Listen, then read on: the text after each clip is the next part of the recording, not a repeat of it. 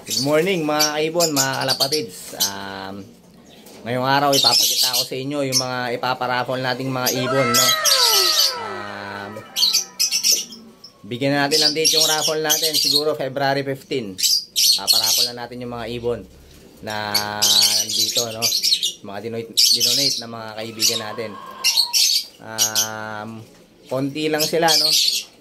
Tapos yung dalawang visual ibibigay ko dun sa top sharer natin. Yung pinakamaraming share. Dalawa yung mananalo. Hindi rarapol yun, no? Matik yun, mapupunta sa kanila. Tara, pakita ko sa inyo yung mga ibon, mga kaibon.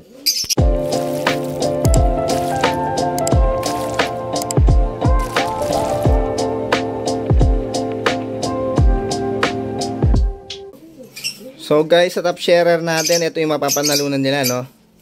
Itong blue pale follow at saka itong Vaio pale follow light form. Lamang sila sa kak. Pareho sila, no? Alam ko split o 5 kak tong blue pale follow, tapos itong Vaio pale follow possible split o 5 kak yata to. Sa top sharer natin, ito yung makukuha nila, dalawa yung mananalo, no? Yung dalawang pinakamaraming nag-share ng upload natin, eto ang makukuha nila. Ano lang, no? Yung naka-public lang po, yung nakikita ko, yung naka-public na share lang. Kung hindi po naka-public yung share nyo, hindi po counted yun. So, ito po yung dalawa sa ipaparaffle natin sa February 15.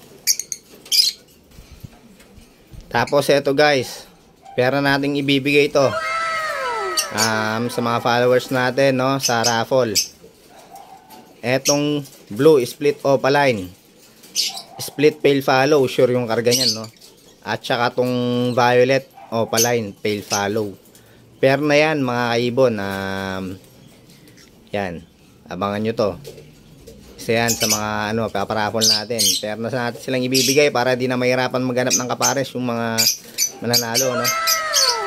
Yun, napakaganda.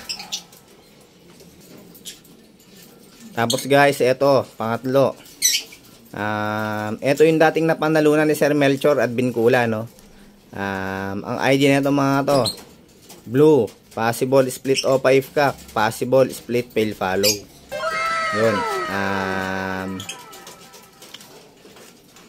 Eto yung mapapanalunan ng mga walang top fan badge. Yung sure yung karga kanina, yun yung mapapanalunan ng may mga top fan badge. Tapos, yung pinakamaraming nag-share natin, yung dalawang fail follow na visual. Yun ang mapapanalunan nila guys. Mapapanalunan ninyo pala. Tapos yun guys, no? Tignan natin kung madadagdagan pa natin yung mga may paparaffle nating ibon. Ang sabi ni Sir Melchor at Bincula, may mga opalanis pa yata siya doon na ibibigay para sa raffle natin. Pero di ko pa sure, no? Lagi naman kami nagkakausap pero yun, tatry natin dagdagan yung mga ipaparaffle natin para layout kasi natin yung mga ibon ko dito, no? Yung iba layout natin, kaya yun, yung para sa akin, yung para sa mga ibon ko na para sa raffle, next raffle na yun sa mga magiging painakay natin dito, yung manggagaling sa akin talaga. May sineset ako ngayon na bagong mutation dito sa ibunan natin, no? Crimino Opa project, meron tayong sineset. Tapos Lutino Opa project, yun, meron din. Baka dalawa yung magiging natin, Crimino Opa project tapos isang Lutino Opa project. Yun, tignan natin kung may bibreed natin sila agad, no, para naman, makapagbigay naman tayo sa mga followers natin ng mga visual na Lutino Opaline o kaya Crimino Opaline. Yun ang paabangan nyo guys. Tapos yung sa post RF natin na pinagpapares ko, yun, baka isasalang na rin natin, no? Nagbabanded na sila baka isalang na natin. Yun lang yung maabangan nyo guys, no? Saka yung project natin na Blue Opa Pale. Ang kapartner niya yung Blue Opaline Dilute. Yun. Abangan nyo rin yun. Baka mamimigay din tayo dun, no? Sa mga magiging painakay nun. Nesting na sila. Nesting status na, no? Kaya, yun. Abangan nyo yun, guys. Tapos, meron din pala tayong nakasalang na Green Opa Pale Project.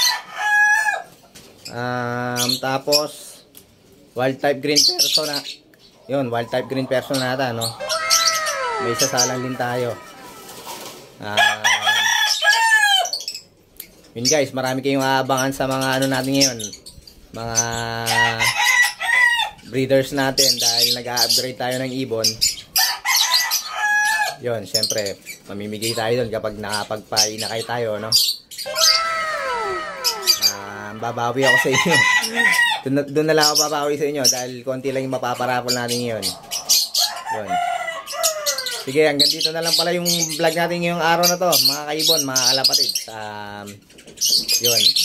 Huwag po sana kayong magsawang sumuporta sa pagbabalag natin, no? Maraming salamat po.